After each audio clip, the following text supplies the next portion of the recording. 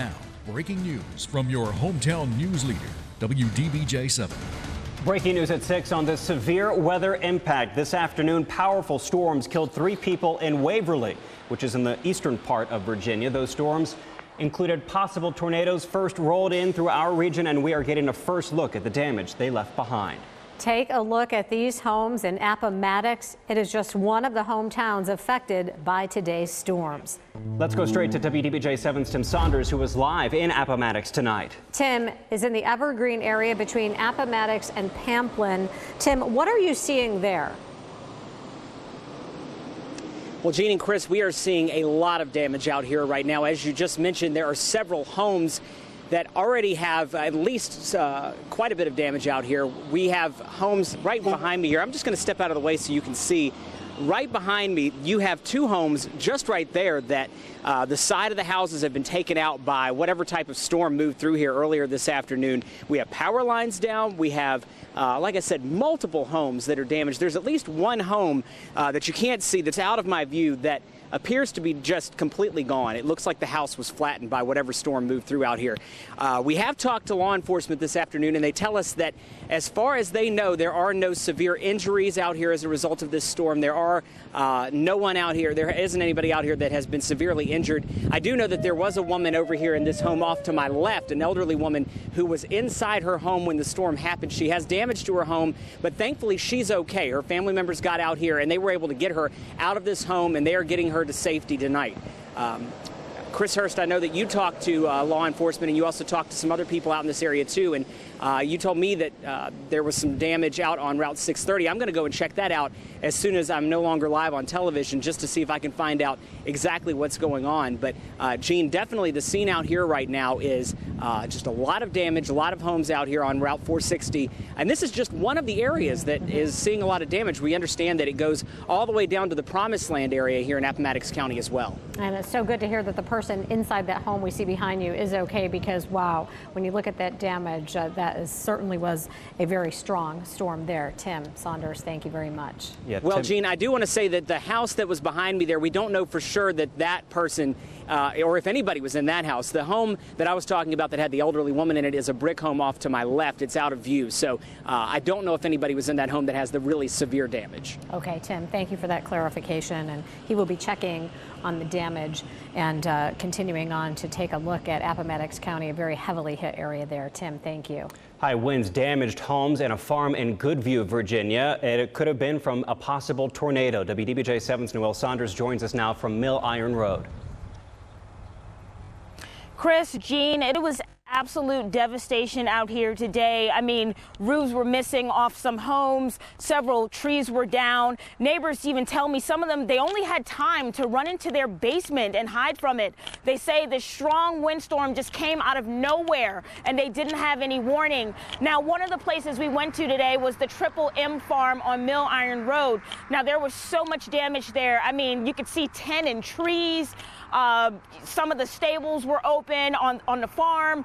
A lot of damage there, a lot of missing pieces, just absolute devastation. And even the owner, she pulled up and she was literally in tears when she saw it. She was more so worried about her animals. Luckily, none of the animals were killed. Everything was okay with that. But again, neighbors said they had no warning of this storm, and it just came out of nowhere, and they'd never seen anything like it before. Many of them were living in Goodview for many years, and they said they had never seen weather this bad. So it was just absolute devastation out here. Yeah, here we have in this final week of February, Leslie Morris, that homeowner, farm owner that you talked to. Amazing that all of her animals are okay. Robin, though, we did have some warning for these storms. You were right on the money beginning early this afternoon. Well, we hated to see it come to pass, but we knew it was going to line up in that area, and sometimes you just end up with severe thunderstorm warnings. This was not the case. Starting at about 2:30 this afternoon, it went immediately to tornado warnings. Happy to report to you tonight that the bulk of the heavy rain has now moved past the Richmond metro area, and the showers that are on the backside of this storm system, not all that impressive. Let's zoom down into Appomattox. This was an area that we were very concerned with in our live have coverage this evening because we were looking at the winds rotating around. Anytime you have the bright red and the bright green side by side, and as bright as these were, it really spoke to high winds rotating right here, and it turns out that's where one of the tornadoes may have touched down. Meanwhile, in Waverly, which is on the eastern side of the state, very close to the Doppler radar site for the National Weather Service in Wakefield, that turned into a tragedy. And it's really amazing that this didn't turn into a tragedy. 4 tornado reports all lined up along I-85. You can imagine with the kind of problems that could have created with people on the road and damaging winds. Speaking of damaging winds, this is off of our WeatherBug network. You think the winds were blowing hard today, topping 60 miles an hour in Nelson County. We're running 50 miles an hour in a lot of other communities. And folks, that's something we're going to see for the next day or two. Wind is the next big problem. All right, Robin Reed, thank you very much. Just into the newsroom minutes ago, the jury in the Kevin Quick case found all 6 defendants guilty. That is according to our sister station WHSV in Harrisonburg.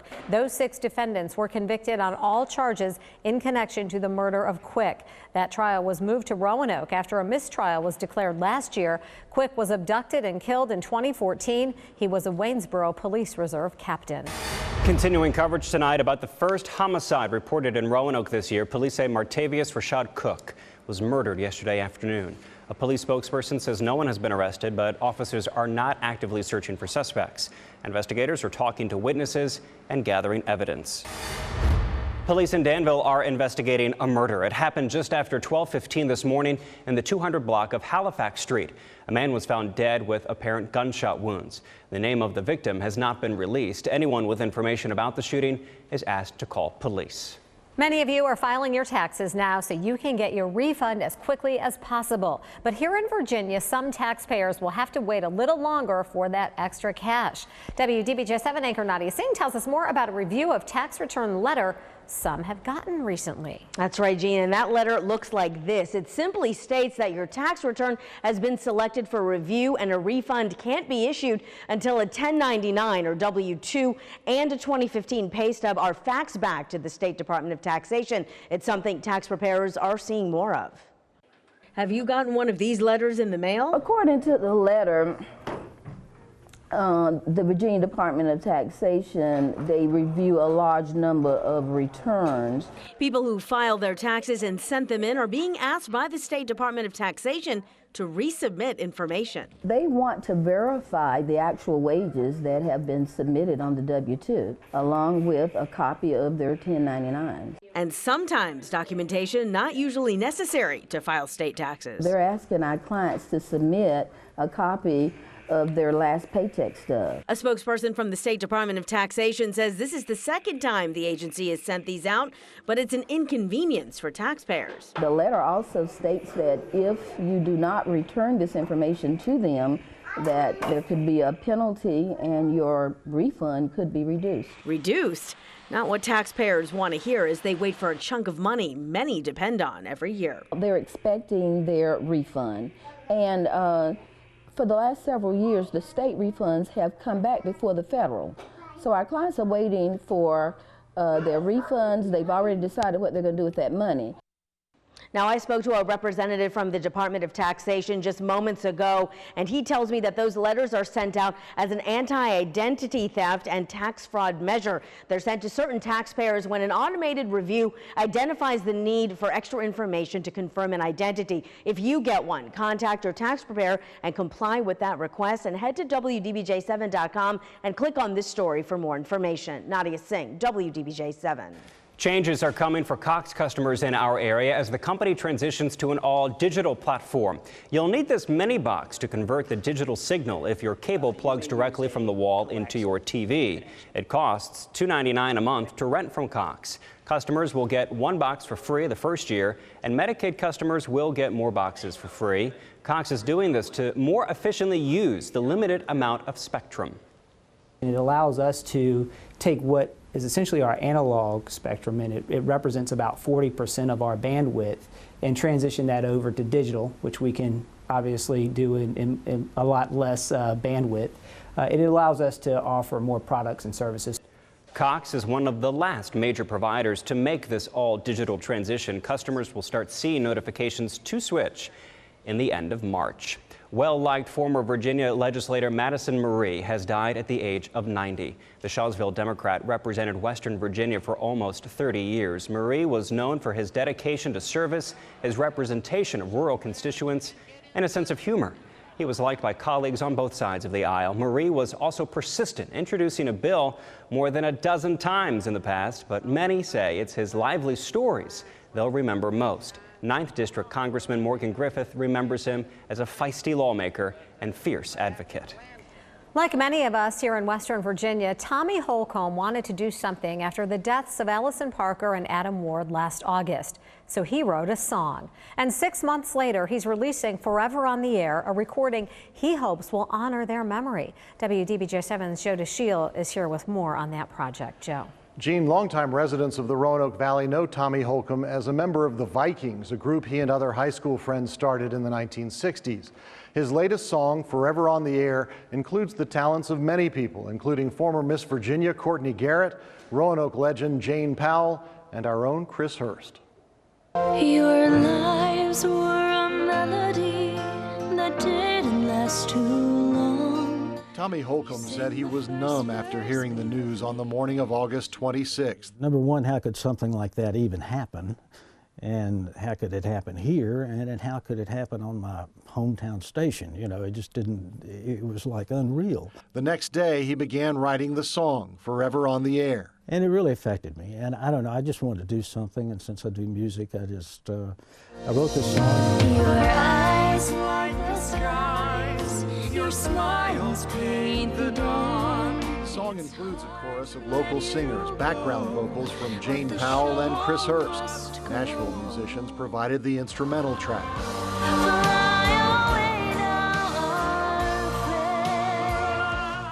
Courtney Garrett sings the lead, Miss Virginia 2014, now a law student at Liberty University.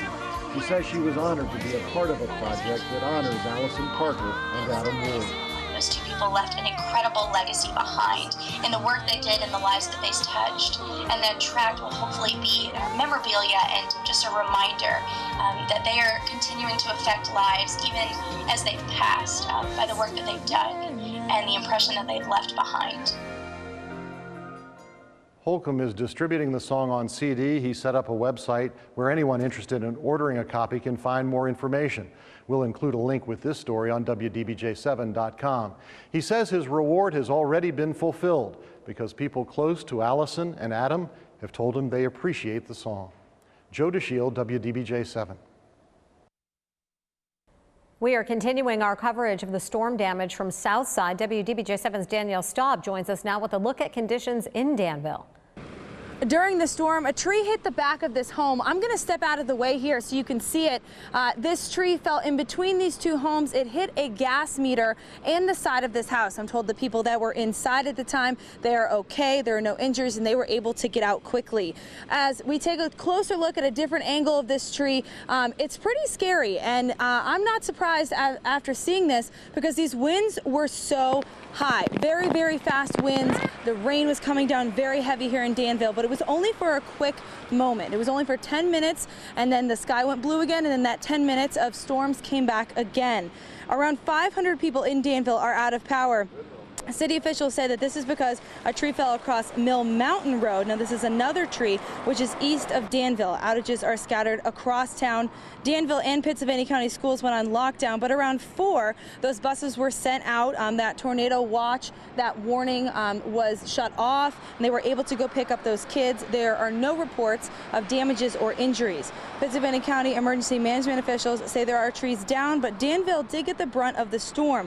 Now, I watched the storm from the Bureau, and as I was saying, it came in very quickly, it came in very fast, and honestly, it was a little scary. So I'm sure there are a lot of people out there tonight that are a little shaken up, but right now it is calm. There are people in Danville in this area without power, so those crews are working to restore power and pick up trees and limbs and things that may have fallen. I'm live in Danville. Danielle Staub, WDBJ7.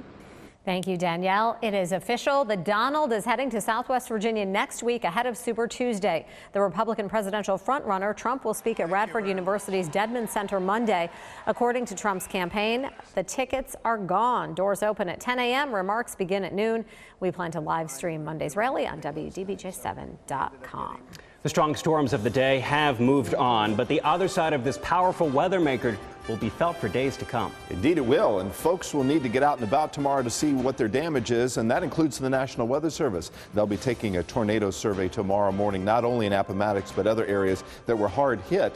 Temperatures today are all over the place. We did warm up. That was part of the problem, and as you can see, all the regional airports did get rain. Pictures continue to come in. This is the damage in Appomattox. The National Weather Service will check out this entire area tomorrow. Very likely they're going to find this was tornado damage. Meanwhile, in other parts of the region, this was the view first thing this morning. It was cold, it was drizzly, it was rainy, and that held off the more powerful storms in the Roanoke area, though we did end up getting some thunderstorms and some really heavy downpours, and then we ended up with blue skies, and I know some of you saw some amazing rainbow pictures. We'll share those again tonight at 10 and 11. Right now, 61 degrees, winds have shifted out of the west, so we're completely done with the cold air part of this system for now. Then we're going to start to watch snow showers come back in on the backside in as short as 24 hours. Wind gusts are running anywhere from 20 to 30 miles an hour right now. It's an impressive wind field that will likely last for about 2 days and may cause additional damage. What a big storm system stretching from near St. Louis all the way to Norfolk, where the winds were coming up out of the south. It was all tornadic. On the backside, there is snow coming back around into Kentucky and Tennessee. But this was what really had our attention all day long. How powerful these cells were, the winds that were associated with them, the damage that was associated with them. And Brent and I got to thinking, gosh, this seems a little bit odd for February. Has this ever happened before? And he hit the record books. Yeah, Robin, this is very rare for our area during the summer months, much less during the winter. And typically you think you got to have some warm air to form tornadoes. Well, we did, and that's what happened today. We had this cold air that was in place. That warm air began to work in at the same time that this line of storms was moving to the east. And we'll zoom in, I'll pop out Appomattox County and watch as these storms came through this afternoon, one after another. This is the one that produced that tornado there, or a potential tornado. Sure looks like it. The storm survey team will go out from the National Weather Service in the morning. And then there were several storms down across the southern and southeast edge of the county as well. This just one of many reports of storm damage today. So I wanted to go back and look at how rare is this. So we've had about 15 February tornadoes in the state of Virginia. 4 of those have been locally. That's since 1951.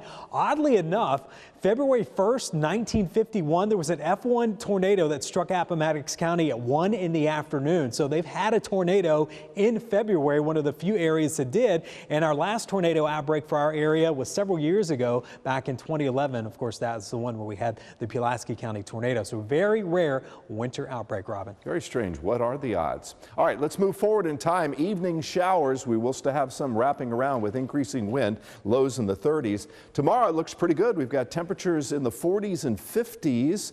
That'll be a okay break for us, but we do anticipate pretty soon the air is going to get colder and some of these snow showers are going to come into play. We're looking ahead to Thursday morning at 6 a.m. and you're going to see little pops of snow showers getting a little bit closer to us. It'll primarily be in the southwest, and of course the ski resorts will appreciate every drop they can get from this weather system. But all in all, we are in for some changes weather-wise as we check out the 7-day planner.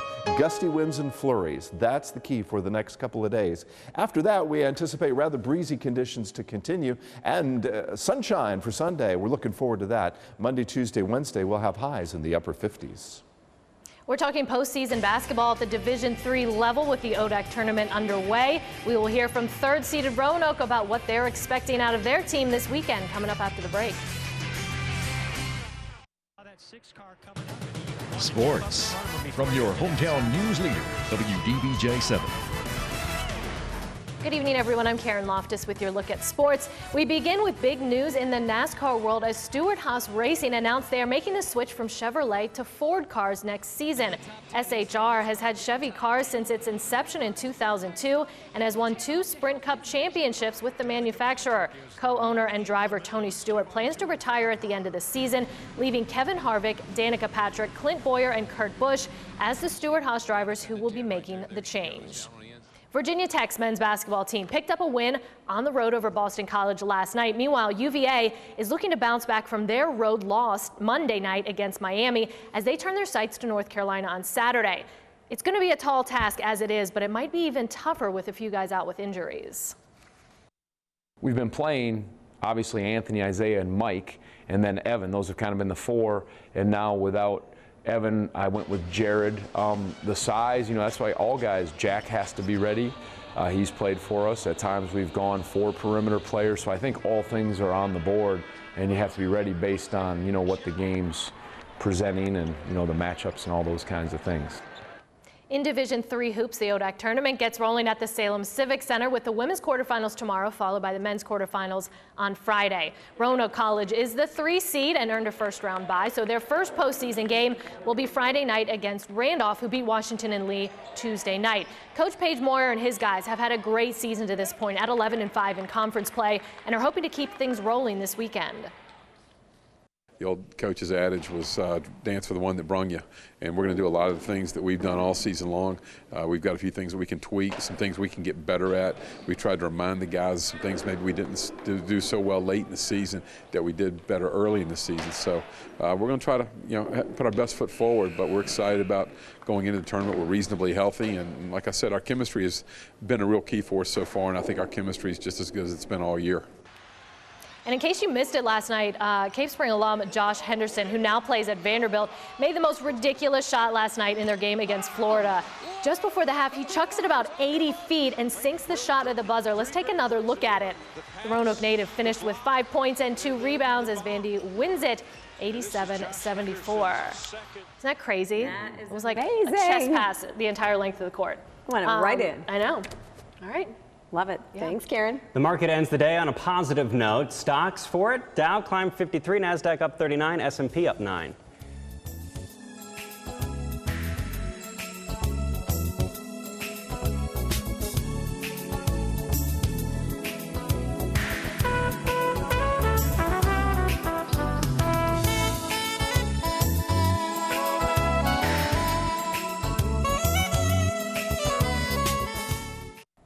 Back to our top story now and the damage from those powerful storms that ripped through our region this afternoon. WDBJ7's Tim Saunders is live in Appomattox, one of the hardest hit areas. Getting dark now, or it is dark now, Tim, so it's harder to see all that destruction behind you. And Gene, I'm out here on Route 460. This is the westernmost point of the damage where I'm standing right here. It goes for, at least it appears to go for several miles. We haven't been able to travel very far down that way yet because you can probably see a line of traffic that is backed up here on Route 460. A lot of people trying to get home, and I think a lot of other people trying to get out and see the damage. We have many homes in this area that have sustained severe damage as a result of the storms that came through here this afternoon. There's also damage further south of here down toward the Promised Land area and along Route 630. We're going to check that out and give you more information tonight at 11. Tim Saunders, WDBJ 7. Clearly, some families cannot stay in their homes tonight in Appomattox, so where do they sleep? Kyrie Stewart is at the community center in Appomattox, where a shelter is now open. Kyrie.